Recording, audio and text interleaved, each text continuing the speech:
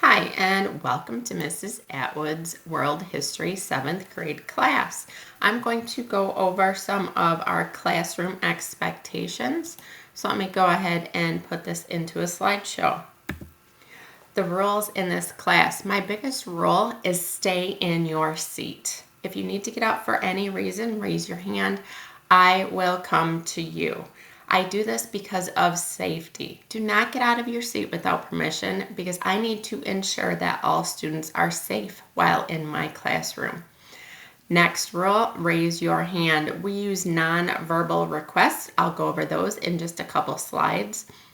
No gum. This is in the handbook. This is a stickler every year, but you should not be chewing gum. You should not have gum on you to hand out to friends. If you come into the classroom and I come up to you with the trash can, it's because I saw you chewing gum. Just spit the gum out and we will not have a problem. If you refuse, I will then have to get parents and or Mr. Baker involved, and it's not really worth it, guys. Just don't have gum in my classroom or in the hallway. It is a school rule. Be respectful.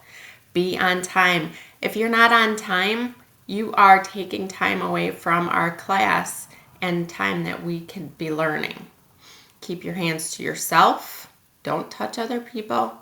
No swearing. I don't know what you are allowed to do at home, but for me, in my classroom, in these four walls, please do not swear. It's a respect thing. I have 20-year-old children and they do not swear in front of me. It's just a respect thing. I don't swear in front of my parents either. I don't know. I just ask, please no swearing in my classroom. Another school policy is no phones. They should be in your locker. I do hold on to phones and charge them if you'd like me to. I take them at the beginning of the day and I will give them back at release time at 2:25 or if you are getting checked out. So the first time I see or hear a phone, I'll nicely just walk over to you, put my hand out, and take it until the end of the day if you hand it over nicely. If you refuse, again, this is a time where I'll have to get either parents or Mr. Baker involved, and I'd really prefer not to. If it happens more than once, I may take it longer and it may actually go to the office where a parent has to come pick it up. Backpacks, coats, you can put those in your locker. If you don't want to, you can bring them into class. Just please make sure to keep them out of the aisleways so that, again, my room is safe. Class procedure. What you will do, you will walk into my classroom. You will grab your earbuds from the front table. You will sit in your seat. Once seated, open the Chromebook in front of you and log in. You may now talk quietly until it is actually time to start class, but you need to stay seated. We're not running around my room. I will close the door at the start of class, so as soon as it is time to start class, I will close my door. If you get to my classroom and the door is closed, you are tardy. Don't say, Miss Atwood, I was only 10 seconds tardy. Well, you're still tardy. I will then begin class. I will talk about announcements. We will watch CNN. You will reflect. You will have a brain break, which we will talk about. And then we will get into our lesson for the day. You'll need to check your tracker to find out where you left off the day before. And then you will independently move on to where you are in that lesson. The last 5 minutes of class, the last 5 minutes of class, you will need to log out of the Chromebook.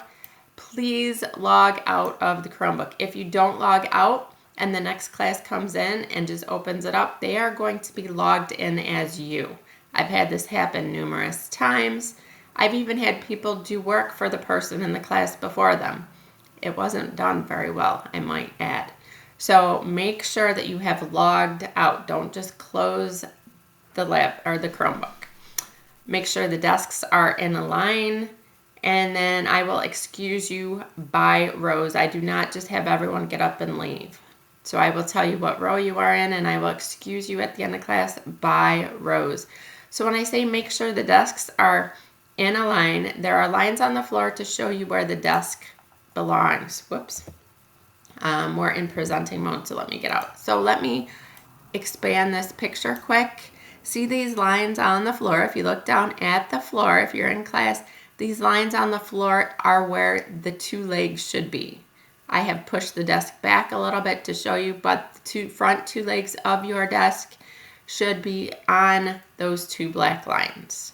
So please put your desk where it belongs. Push in your chair when your row is released. Let's go ahead back.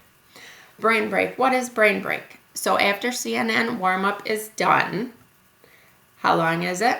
4 minutes. I will set my timer. What do? You may get up and stretch, but you may not leave your desk area. So at any point in time, your hand must be able to reach out and touch your desk. This is not where you're walking around my room. This is just a time for you to rest your brain. Yes, you can listen to music. Yes, you can play school-appropriate games for these 4 minutes.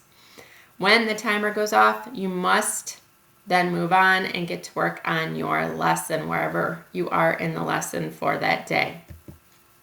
Here are the nonverbal requests. So above my whiteboard, if you look up, you will see these nonverbal requests. If you raise a fist, you are asking for help. If you raise a number 1, you are asking for a pencil or eraser. We rarely use pencils in here, maybe 1 or 2 days out of the entire school year, so I really should never see this. If you need to use the restroom, this is going to be the most used nonverbal request. If you need to use the restroom, you raise 2 fingers. I will come to you. Please have your bathroom pass out and ready for me to sign. There are no bathroom passes during passing period, and make sure you have your bathroom pass on your desk. And I will come and sign it, or I will motion for you to come to me. And if you need a tissue, notice around my room, in every corner of my room, I try to have tissue there.